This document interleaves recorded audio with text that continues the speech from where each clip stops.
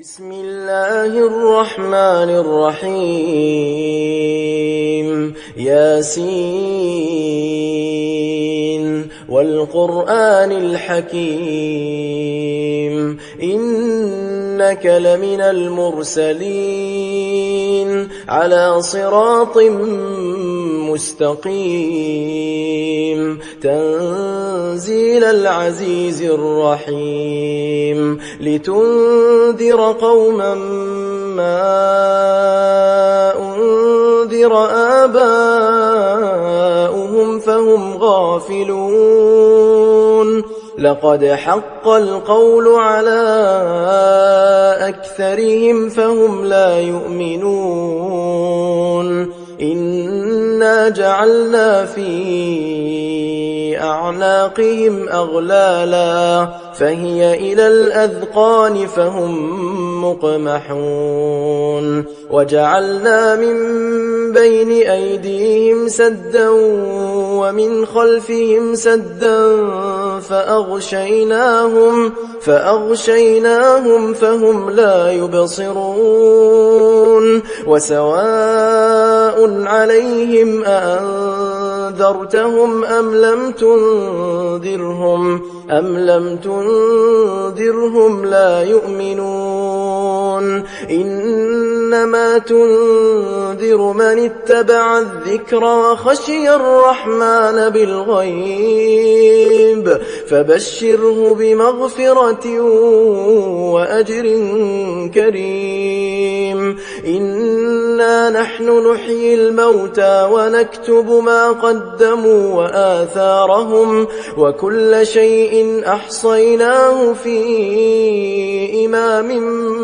مبين واضرب لهم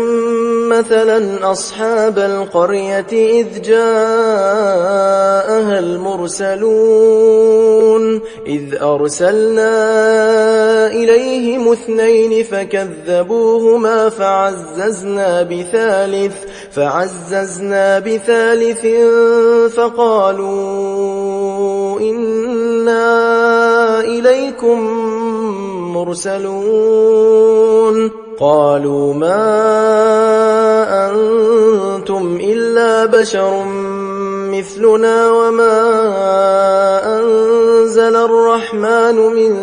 شيء إن أنتم إلا تكذبون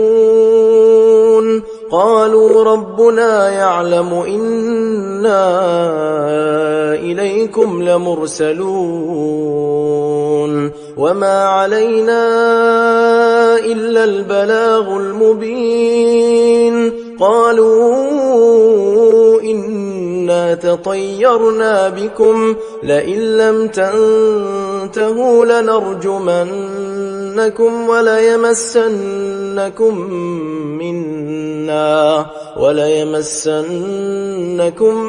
منا عذاب أليم قالوا طائركم معكم أئن ذكرتم بل أنتم قوم مسرفون وجاء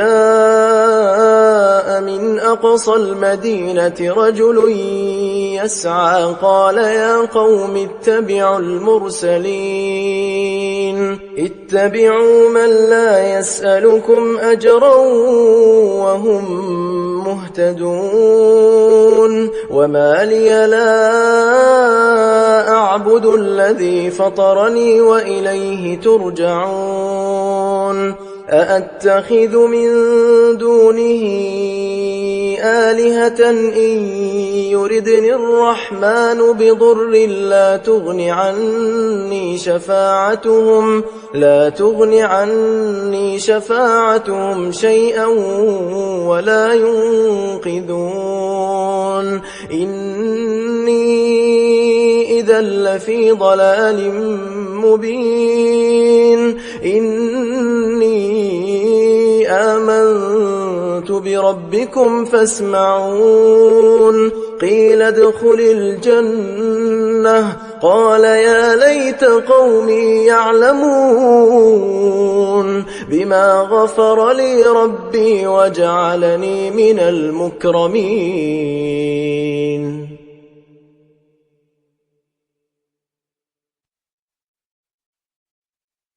وما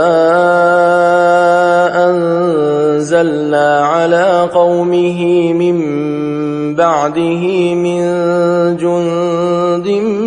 من السماء وما كنا منزلين إن كانت إلا صيحة واحدة فإذا هم خامدون يا حسرة على العباد ما يأتيهم من رسول إلا كانوا به يستهزئون ألم يروا كم أهلكنا قبلهم من القرون أنهم إليهم لا يرجعون وإن كل لما جميع لدينا محضرون وآية لهم الأرض الميتة أحييناها وأخرجنا منها حبا فمنه يأكلون وجعلنا فيها جنات من نخيل وأعناب وفجرنا فيها من العيون ليأكلوا من ثمره وما عملته أيديهم أفلا يشكرون سبحان الذي خلق الأزواج كلها مما تنبت الأرض ومن أنفسهم ومما لا يعلمون وآية لهم الليل نسلخ منه النهار فإذا هم مظلمون والشمس تجري لمستقر لها ذلك تقدير العزيز العليم والقمر قدرناه منازل حتى عاد كالعرجون القديم لا الشمس ينبغي لها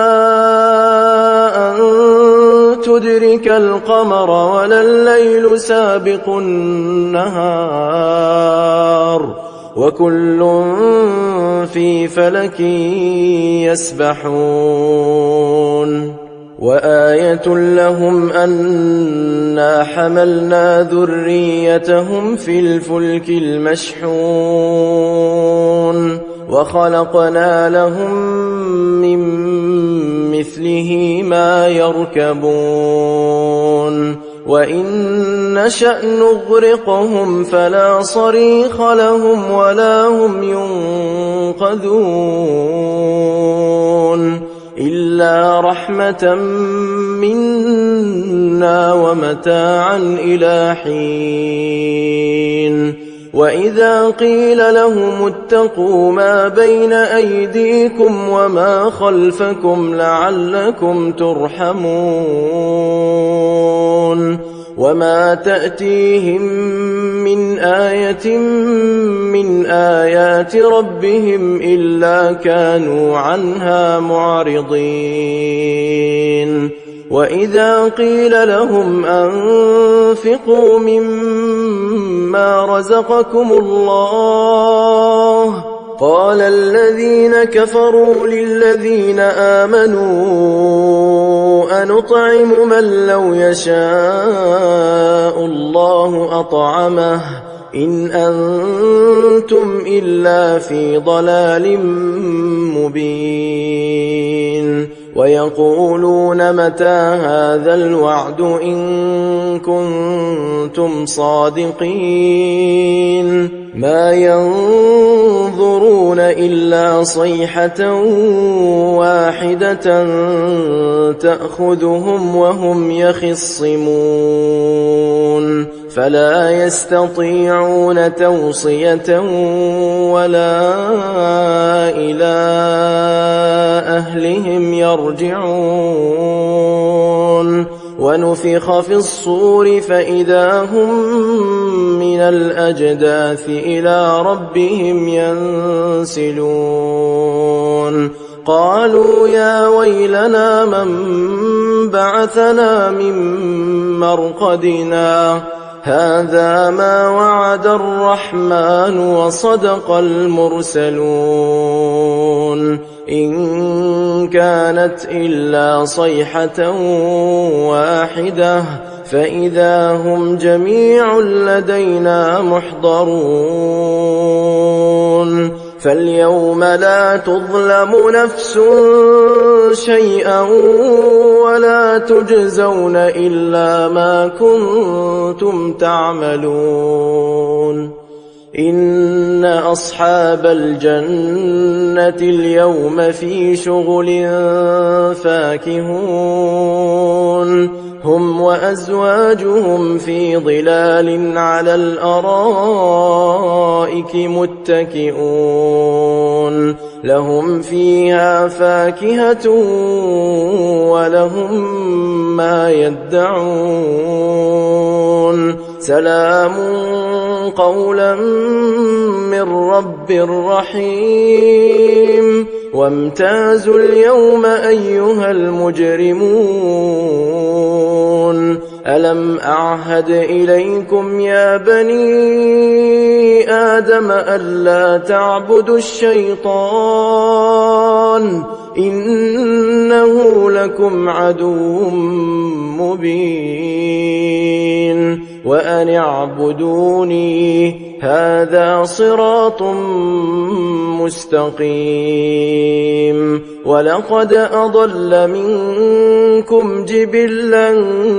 كثيرا أفلم تكونوا تعقلون هذه جهنم التي كنتم توعدون اصلوها اليوم بما كنتم تكفرون اليوم نختم على أفواههم وتكلمنا أيديهم وتشهد أرجلهم بما كانوا يكسبون ولو نشاء لطمسنا على أعينهم فاستبقوا الصراط فأنى يبصرون ولو نشاء لمسخناهم على مكانتهم فما استطاعوا مضيا ولا يرجعون ومن نعمره ننكسه في الخلق أفلا يعقلون وما علمناه الشعر وما ينبغي له إن هو إلا ذكر وقرآن مبين لينذر من كان حيا ويحق القول على الكافرين أولم يروا أنا خلقنا لهم مما عملت أيدينا أنعاما فهم لها مالكون وذللناها لهم فمنها ركوبهم ومنها يأكلون ولهم فيها منافع ومشارب أفلا يشكرون واتخذوا من دون الله آلهة لعلهم ينصرون لا يستطيعون نصرهم وهم لهم جند محضرون فلا يحزنك قولهم إنا نعلم ما يسرون وما يعلنون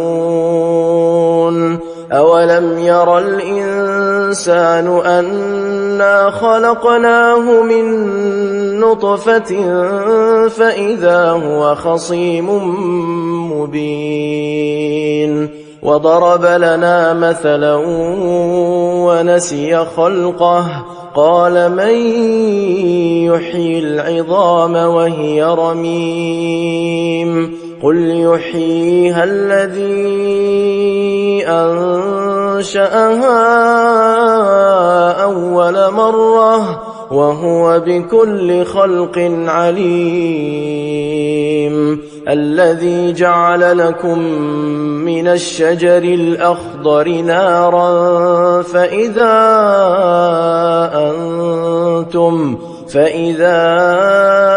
أنتم منه توقدون أوليس الذي خلق السماوات والأرض بقادر على أن يخلق مثلهم بلى وهو الخلاق العليم إنما أمره إذا أراد شيئا أن يقول له كن فيكون فسبحان الذي بيده ملكوت كل شيء وإليه ترجعون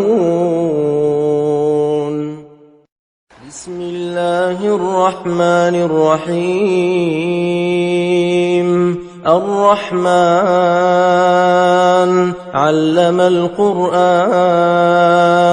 خلق الإنسان علمه البيان الشمس والقمر بحسبان والنجم والشجر يسجدان والسماء رفعها ووضع الميزان ألا تطغوا في الميزان وأقيموا الوزن بالقسط ولا تخسروا الميزان والأرض وضعها للأنام فيها فاكهة والنخل ذات الأكمام والحب ذو العصف والريحان فبأي آلاء ربكما تكذبان خلق الإنسان من صلصال كالفخار وخلق الجان من مارج من نار فبأي آلاء ربكما تكذبان رب المشرقين ورب المغربين فبأي آلاء ربكما تكذبان مرج البحرين يلتقيان بينهما برزخ لا يبغيان فبأي آلاء ربكما تكذبان يخرج منهما اللؤلؤ والمرجان فبأي آلاء ربكما تكذبان وله الجوار المنشآت في البحر كالأعلام فبأي آلاء ربكما تكذبان كل من عليها فان ويبقى وجه ربك ذو الجلال والإكرام فبأي آلاء ربكما تكذبان يسأله من في السماوات والأرض كل يوم هو في شأن فبأي آلاء ربكما تكذبان سنفرغ لكم أيها الثقلان فبأي آلاء ربكما تكذبان يا معشر الجن والإنس إن استطعتم أن تنفذوا من أقطار السماوات والأرض فانفذوا لا تنفذون إلا بسلطان فبأي آلاء ربكما تكذبان يرسل عليكما شواظ من نار ونحاس فلا تنتصران فبأي آلاء ربكما تكذبان فإذا انشقت السماء فكانت وردة كالدهان فبأي آلاء ربكما تكذبان فيومئذ لا يسأل عن ذنبه إنس ولا جان فبأي آلاء ربكما تكذبان يعرف المجرمون بسيماهم فيؤخذ بالنواصي والأقدام فبأي آلاء ربكما تكذبان هذه جهنم التي يكذب بها المجرمون يطوفون بينها وبين حميم آن فبأي آلاء ربكما تكذبان ولمن خاف مقام ربه جنتان فبأي آلاء ربكما تكذبان ذواتا أفنان فبأي آلاء ربكما تكذبان فيهما عينان تجريان فبأي آلاء ربكما تكذبان فيهما من كل فاكهة زوجان فبأي آلاء ربكما تكذبان متكئين على فرش بطائنها من استبرق وجنى الجنتين دان فبأي آلاء ربكما تكذبان فيهن قاصرات الطرف لم يطمثهن إنس قبلهم ولا جان فبأي آلاء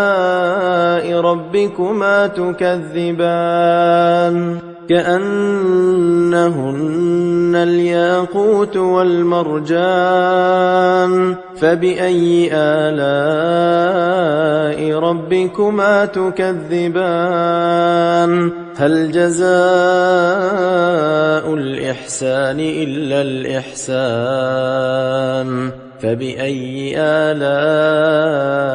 ربكما تكذبان ومن دونهما جنتان فبأي آلاء ربكما تكذبان مدهامتان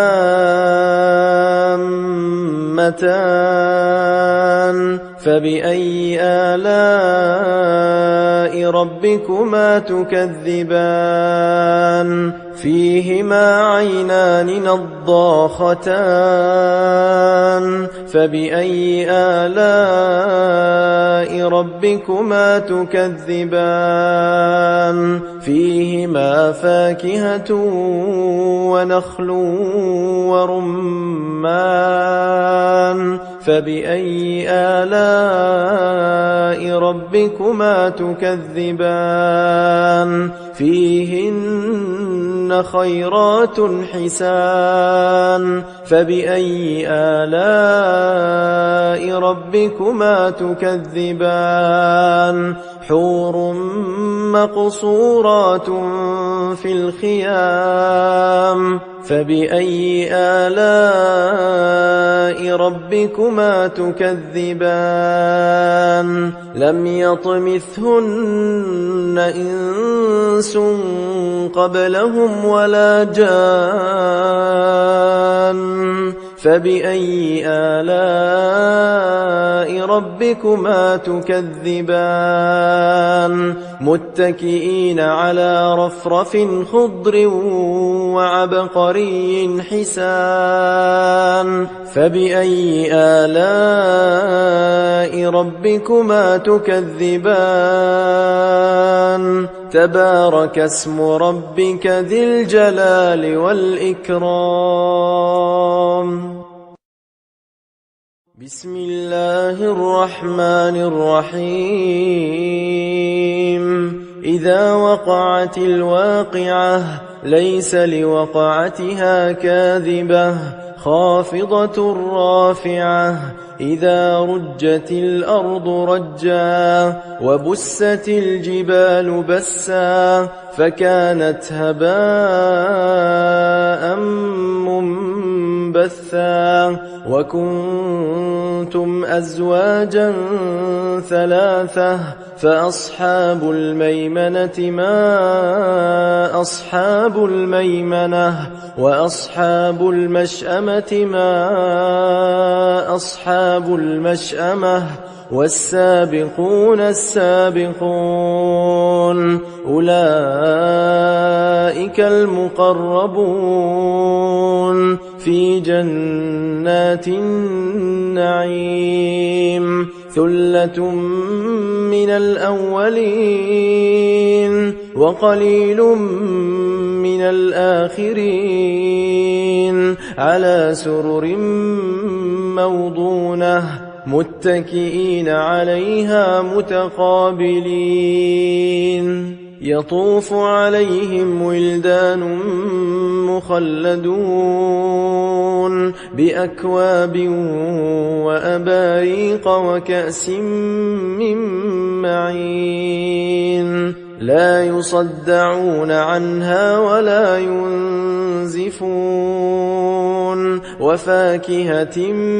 مما يتخيرون ولحم طير مما يشتهون وحور عين كأمثال اللؤلؤ المكنون جزاء بما كانوا يعملون لا يسمعون فيها لغوا ولا تأثيما إلا قيلا سلاما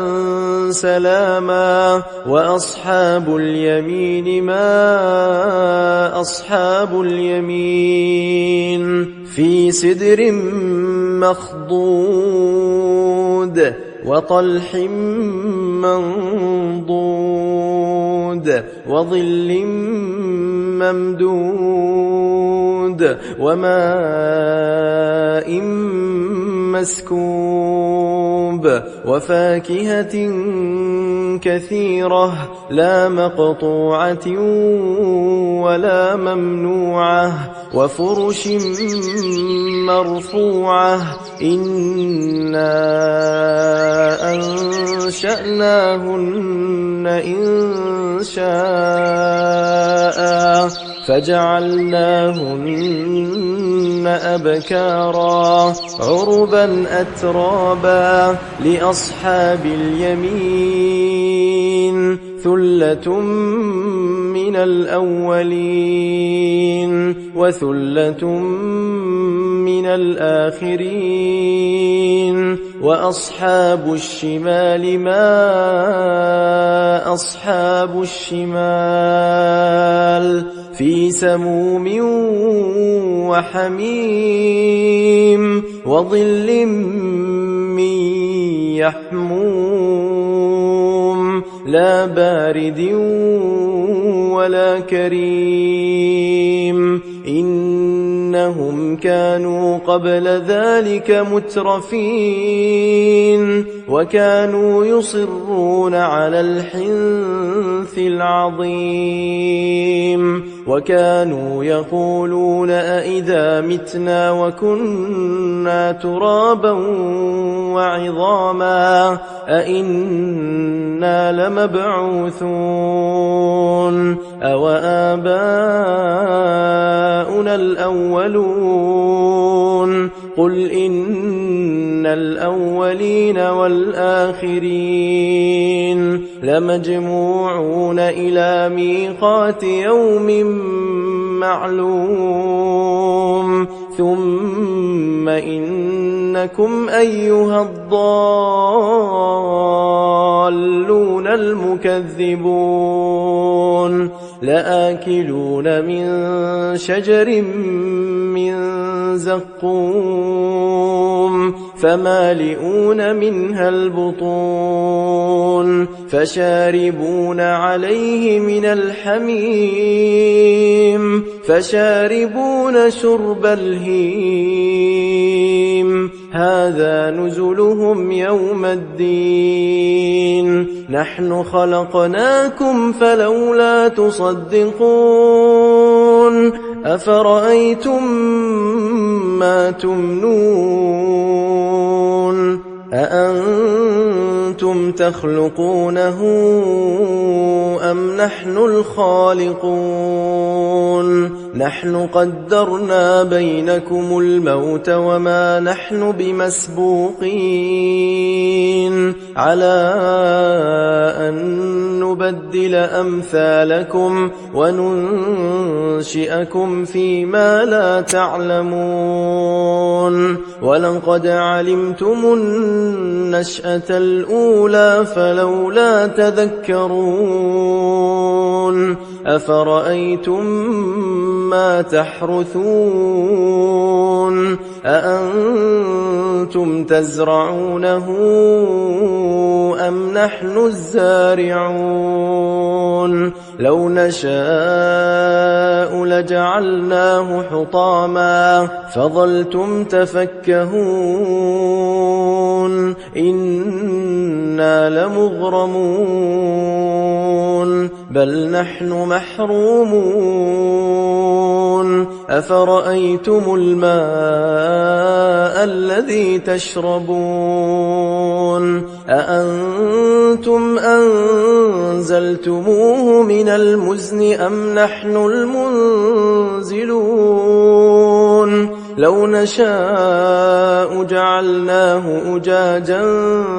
فلولا تشكرون أفرأيتم النار التي تورون أأنتم أأنتم أنشأتم شجرتها أم نحن المنشئون نحن جعلناها تذكرة ومتاعا للمقوين فسبح باسم ربك العظيم فلا أقسم بمواقع النجوم وإنه لقسم لو تعلمون عظيم إنه لقرآن كريم في كتاب مكنون لا يمسه إلا المطهرون تنزيل من رب العالمين أفبهذا الحديث أنتم مدهنون وتجعلون رزقكم أنكم تكذبون فلولا إذا بلغت الحلقوم وأنتم حينئذ تنظرون ونحن أقرب إليه منكم ولكن لا تبصرون فلولا إن كنتم غير مدينين ترجعونها إن كنتم صادقين فأما إن كان من المقربين فروح وريحان وجنة نعيم وأما إن كان من أصحاب اليمين فسلام لك من أصحاب اليمين وأما إن كان من المكذبين الضالين فنزل من حميم وتصلية جحيم إن هذا لهو حق اليقين فسبح باسم ربك العظيم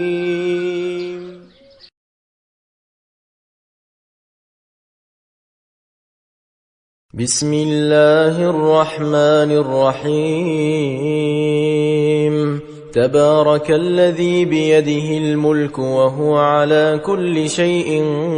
قدير الذي خلق الموت والحياة ليبلوكم أيكم أحسن عملا وهو العزيز الغفور الذي خلق 7 سماوات طباقا ما ترى في خلق الرحمن من تفاوت فارجع البصر هل ترى من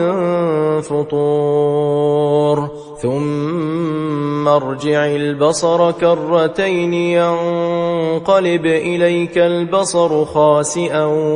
وهو حسير ولقد زينا السماء الدنيا بمصابيح وجعلناها رجوما للشياطين وأعتدنا لهم عذاب السعير وللذين كفروا بربهم عذاب جهنم وبئس المصير إذا ألقوا فيها سمعوا لها شهيقا وهي تفور تكاد تميز من الغيظ كلما ألقي فيها فوج سألهم خزنتها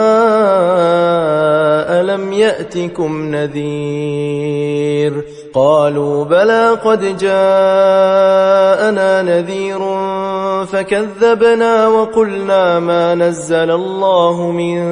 شيء إن أنتم إلا في ضلال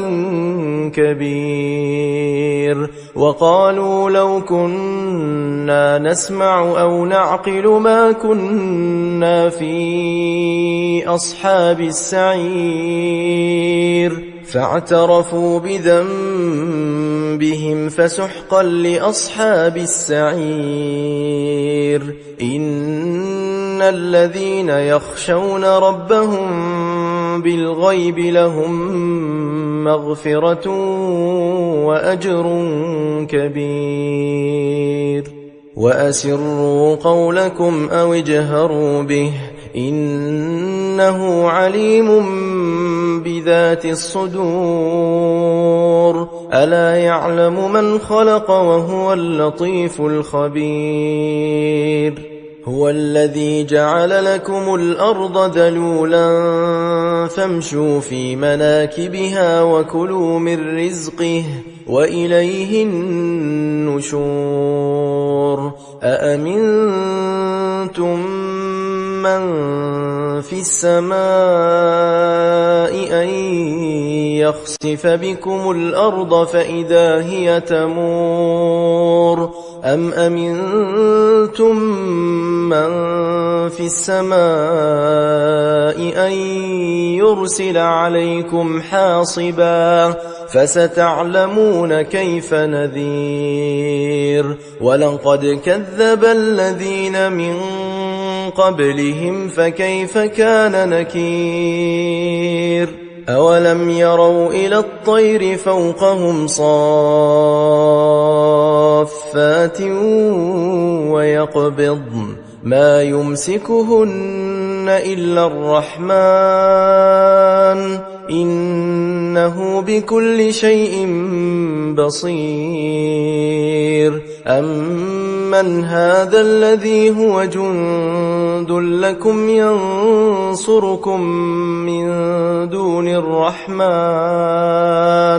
إن الكافرون إلا في غرور أمن هذا الذي يرزقكم إن أمسك رزقه بل لجوا في عتو ونفور أفمن يمشي مكبا على وجهه أهدى أمن يمشي سويا على صراط مستقيم قل هو الذي أنشأكم وجعل لكم السمع والأبصار والأفئدة قليلا ما تشكرون قل هو الذي ذرأكم في الأرض وإليه تحشرون ويقولون متى هذا الوعد إن كنتم صادقين قل إنما العلم عند الله وإنما أنا نذير مبين فلما رأوه زلفة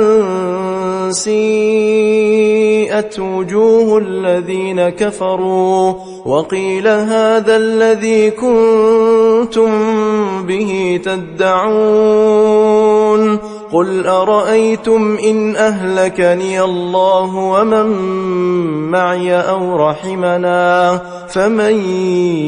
يجير الكافرين من عذاب أليم قل هو الرحمن آمنا به وعليه توكلنا فستعلمون من هو في ضلال